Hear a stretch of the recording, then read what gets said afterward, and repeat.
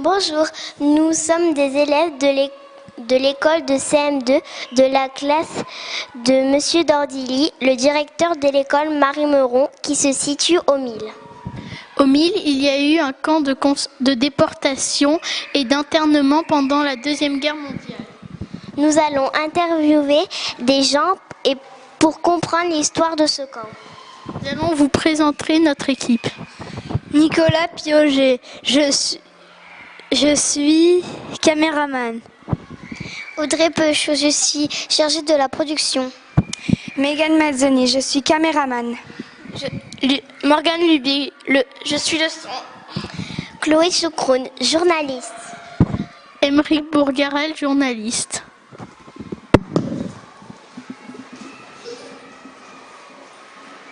Connaissez-vous le camp des Milles ? Moi, je suis pas des Milles, donc je connais pas vraiment le camp des Milles, mais j'en ai entendu parler. Je pense qu'il s'agit du camp de déportation. C'est ça ? Que s'y est-il passé ? Alors, je crois qu'on a rassemblé un certain nombre de personnes, peut-être juives, dans ce camp de déportation. Voilà, on les a rassemblés ici pendant la guerre. Alors à quelle année, je ne sais pas, mais c'est entre, je pense, aux alentours des années de 1940. D'accord, merci.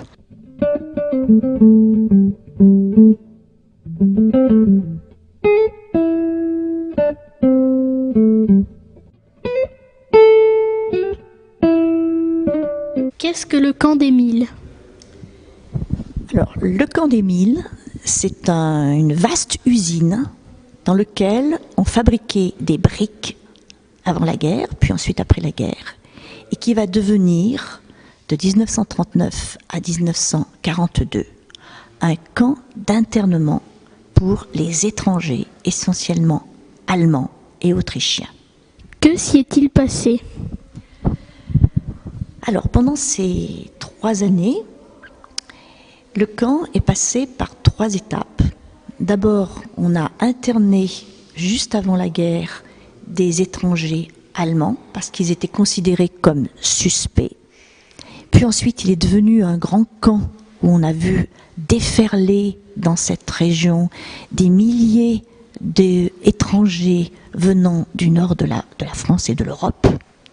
Et puis, dans un 3e temps, le camp est devenu un camp de concentration, essentiellement pour des juifs étrangers.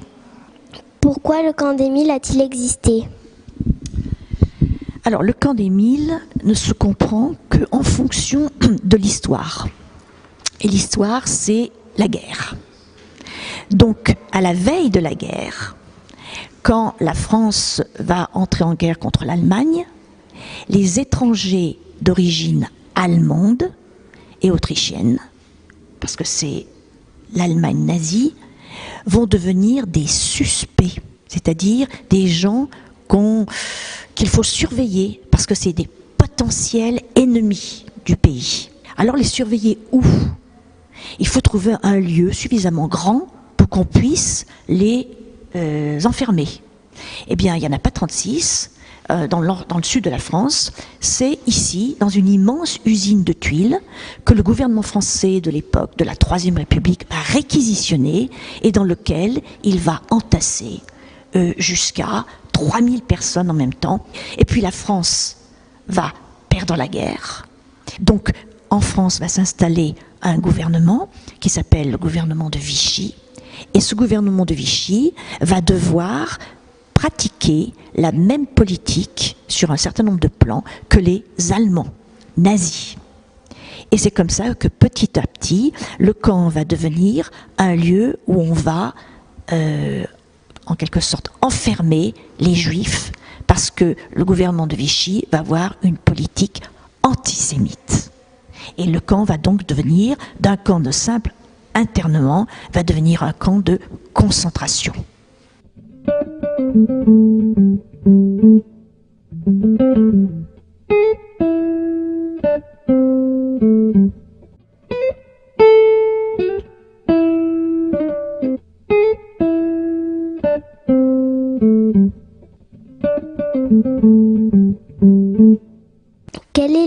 le plus dramatique?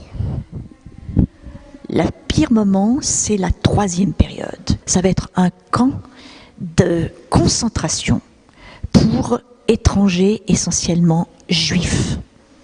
Et ce camp de concentration va se terminer par la déportation de 2500 étrangers juifs à partir de la gare d'Émile, et ils vont tous être déportés vers d'abord Drancy, qui est un grand centre de tri qui se trouve à l'est de la région parisienne, de Paris, puis ensuite vers Auschwitz, qui est un camp d'extermination. On ne revient pas.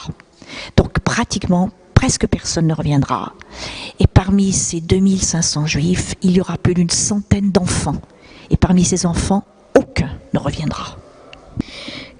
Comment était la vie dans ce camp?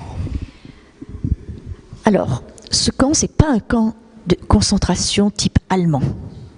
C'est un camp où on ne meurt pas de faim, où on n'est pas maltraité, mais où les conditions de vie sont très dures.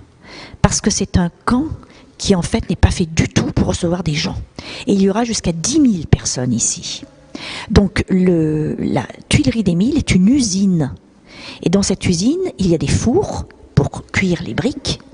Il y a des étages avec des clés.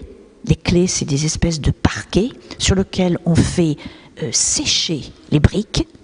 Et c'est dans cet espace-là où il y a énormément de poussière, où il fait très froid l'hiver avec le Mistral, il y fait très chaud l'été avec des courants d'air terribles. Là-dessus, on va installer jusqu'à 3000 hommes, c'est un camp essentiellement d'hommes, surtout au début, et ils vont devoir dormir sur des bottes de paille avec une couverture. Il n'y aura pas de toilette, il n'y aura pas de salle de bain, évidemment, c'est une usine.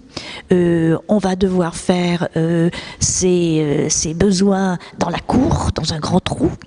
Il n'y a pas d'eau, il n'y a qu'un robinet d'eau. Et donc tous ces hommes vont devoir se faire leur toilette, se raser, etc., qu'avec un seul robinet d'eau. Et puis très vite, il va y avoir des poux, il va y avoir des punaises, il va y avoir des insectes multiples. Comme on ne peut pas se laver, très vite on va devenir sale, on va prendre des maladies. Et donc les conditions de vie restent très dures dans ce camp. Mais il y a également les conditions quotidiennes. On s'ennuie beaucoup dans ce camp.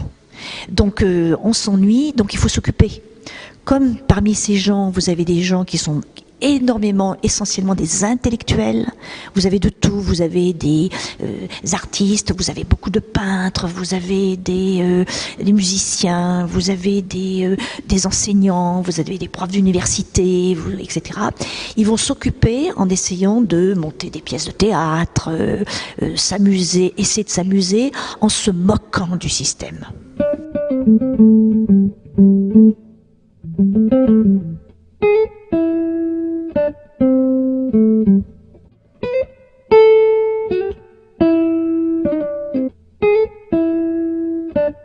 Comment réagissent les habitants d'Émile? Alors, il faut savoir que les gens d'Émile, finalement, ignorent le camp. Ils sont pas trop au courant ou font semblant de ne pas être au courant. Enfin, ils ne connaissent pas ce qui se passe dans ce camp.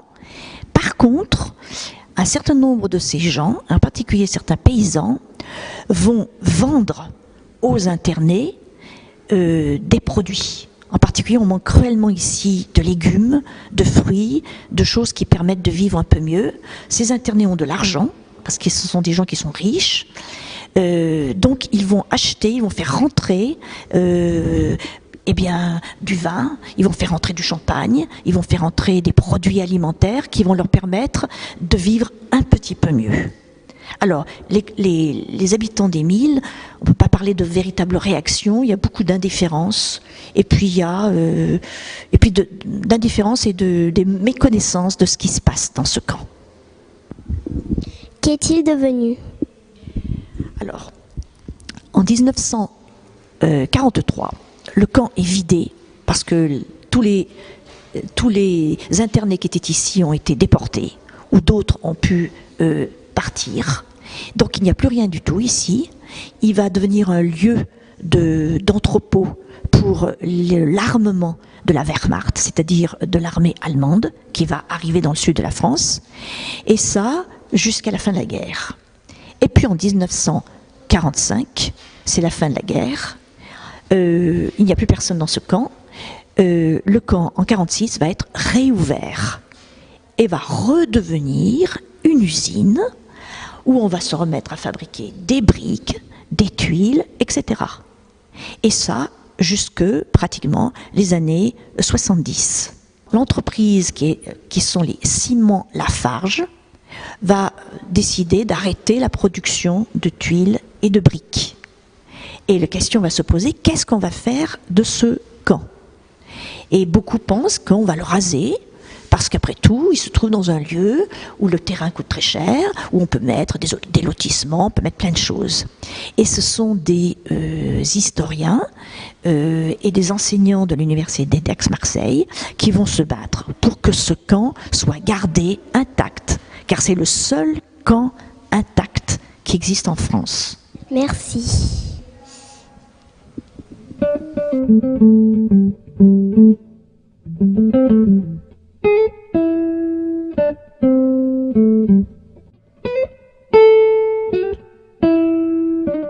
11 000 personnes ont été enfermées, des juifs, des tziganes, des artistes, des intellectuels, des résistants. 2500 personnes ont été déportées. Ces personnes, des hommes, des femmes, des enfants, ont été enfermés dans des conditions horribles. Grâce à ce reportage, nous avons compris l'histoire du camp et nous espérons que ça ne se reproduira plus. C'était les journalistes en herbe de l'école Marie-Meuron.